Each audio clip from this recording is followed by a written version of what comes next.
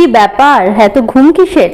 আর বলো না, পড়ার সময় এত ঘুম পায়, পড়তে বসলেই যত রাজ্যের ঘুম। শুধু তোমার একার সমস্যা নয়, এই সমস্যা কিন্তু আমাকে যারা দেখছে এই মুহূর্তে তাদের প্রত্যেকের, কি তাই তো? যারা পড়াশোনা করছো তাদের প্রত্যেকের কিন্তু এই সমস্যাটা রয়েছে। তাই এই সমস্যার সমাধানে আমরা নিয়ে এসেছি 5টা সহজ টিপস। তাহলে চলো দেখে নিই চটপট করে কি 5টা সহজ টিপস।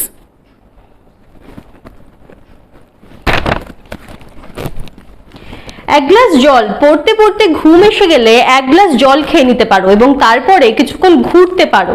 ঘুরতে ঘুরতে পড়লে কিন্তু ঘুম কেটে যায়। 2 নম্বর হচ্ছে চুইংগাম। চুইংগাম পড়ার সময় যদি মুখে রাখো তাহলে শরীরের অনেক বোন এবং মাসেল সক্রিয় থাকে, তার ফলে কিন্তু ঘুম আসে না। Change the subject. কোনো বিষয় অনেকক্ষণ ধরে পড়লে অনেক সময় ঘুম আসে। এই ক্ষেত্রে ঘুম এলে প্রথমে 5 মিনিট একটা ব্রেক নিয়ে তারপরে সাবজেক্টটাকে বদলে পড়ো, অর্থাৎ সাবজেক্ট চেঞ্জ করে পড়ো, তাহলে কিন্তু ঘুম কেটে যাবে।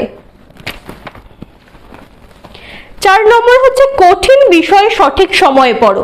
যে সাবজেক্ট বা যে বিষয়টি তোমার কঠিন লাগে সেটি কিন্তু একদম সকালবেলা উঠে পড়ার চেষ্টা করো। তাই পড়ার কিছুক্ষণ আগে কিন্তু কিছু যোগব্যায়াম করে নিতে পারো, এতে কিন্তু শরীর এবং মানসিক দিকটা অনেক বেশি সক্রিয় হয় আর ঘুম আসে না। 5 নম্বর হচ্ছে ঘুমিয়ে নেওয়া। যদি তুমি অনেকক্ষণ ধরে পড়াশোনা করছো এবং তোমার বেশ ভালো রকমের ঘুম পাচ্ছে, তাহলে সব থেকে ভালো হয় 1-2 ঘন্টার একটা পাওয়ার ন্যাপ বা ঘুমিয়ে নেওয়া এবং তারপরে ঘুম থেকে উঠে তোমার যে বিষয়গুলো তুমি পড়ছিলে সেই বিষয়গুলো আবার পড়া। তার কারণ ঘুমিয়ে নেওয়ার ফলে মাইন্ড ফ্রেশ হয়ে যায় এবং আবার তোমার পড়ায় মনোযোগ ফিরে আসে।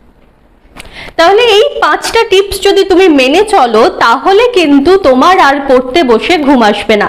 আর এইরকমই টিপস পেতে এক্ষুনি ফলো করো ভারতীয় বিদ্যাচর্চা ডক্টর নিমাই রক্ষিত স্যারের ইনস্টিটিউশনকে।